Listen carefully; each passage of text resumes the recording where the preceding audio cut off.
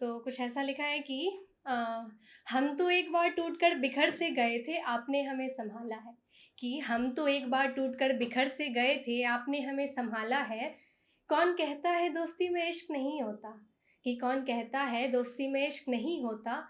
हमने तो करके दिखाया है।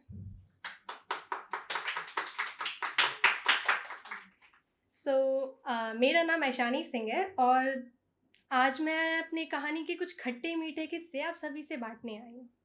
उम्मीद करती हूँ आप सबको पसंद आए। तो अभी कुछ वक़्त ही हुआ है मुझे लखनऊ शिफ्ट हुए और घर की याद किसे नहीं आती है। तो उसी पे कुछ लिखा था कि मेरे मेरे कमरे के वो कोने मेरे कमरे के वो कोने जो मुझे पनाह दिया करते थे। कि मेरे कमरे के वो कोने जो मुझे पनाह दिया करते थे, करती हूँ खोजा अब उन्हें हर कमरे में।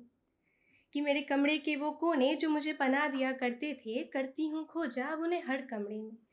कि कोने की वो खिड़की कोने की वो खिड़की जहाँ मैं खुद को टिका लिया करती थी।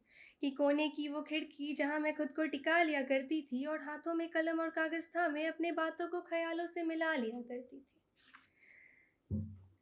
वो ख़याल जो मेरे ख्वाबों में आया करते थे।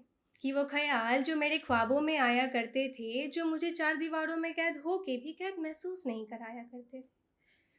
वो ख़याल जिन्होंने मुझे उड़ान दी, वो ख़याल जिन्होंने मुझे उड़ान दी और यूँ मानो मेरी लिखावटों को एक नई पहचान दी। वो ख़याल जिन्हें मैं पन्नों में लिख के छोड़ दिया करती थी, करती हूँ खोजा अब उन्हें हर पन्नों में।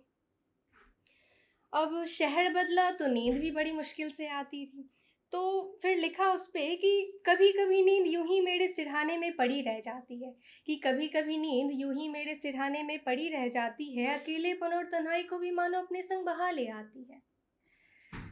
कि कभी-कभी नींद यूँ ही मेरे सिरहाने में पड़ी रह जाती है, अकेलेपन और तन्हाई को भी मानो अपने संग बहा ले आती है। खामोश पड़ी दीवारें मुझे बेचैन कर देती हैं, तो वहीं छाया बन के मेरे ख्वाबों का पेड़ मुझे ठंडक पहुँचा जाते हैं। किसी खाली पन्ने की तरह मेरे अल्फाज भी मानो सादे रह जाते हैं। कि किसी खाली पन्ने की तरह मेरे अल्फाज भी मानो सादे रह जाते हैं और कलम उठाने की आलस भरी कश्मकश में ज़िंदगी भी यूं ही मानो बेजान पड़ी रह जाती है। कहते हैं कि कुदरत के खजाने की था किसी को नहीं होती। कहते हैं कि कुदरत के खजाने की था किसी को नहीं होती, स्याहे रात के बाद उजला दिन ज़रूर निकलता है।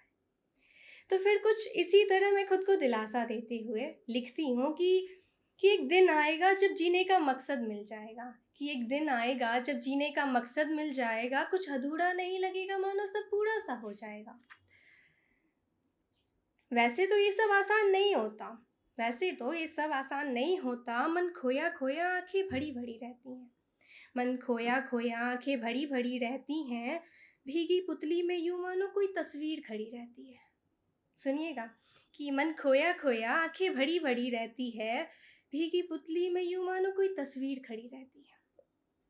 अब जब बातें तस्वीर पे आ ही चुकी है तो मैं कुछ बताना चाहूँगी। मैं बताना चाहूँगी कि कभी उसे दिल बुलाती हूँ तो कभी दिमाग, कभी दिल बुलाती हूँ उसे तो कभी दिमाग, कभी कलम तो कभी किताब, कभी सांसें तो कभी जान, कभी बातें तो कभी ख्वाब, कभी शहर तो कभी गाँव, कभी लहरें तो कभी नाव, कभी नदियाँ तो कभी किनारे, कभी धूप तो कभी छाँव। न जाने ऐसे कितने नाम हैं जिनसे मैं उस तस्वीर को पुकारा करती हूँ। अब आज की शाम ऐसे ख़त्म तो होनी ही नहीं, तो एक शायरी और हो जाए। लास्ट में मैंने लिखा था कि उसके चाहने के बाद फिर कुछ नहीं चाहा मैंने, उसे चाहने के बाद फिर कुछ नहीं चाहा मैंने, अपनी कहानी में उसे सब कुछ लिख कर फिर ज़िंदगी से कुछ नहीं माँगा मैंने। Thank you.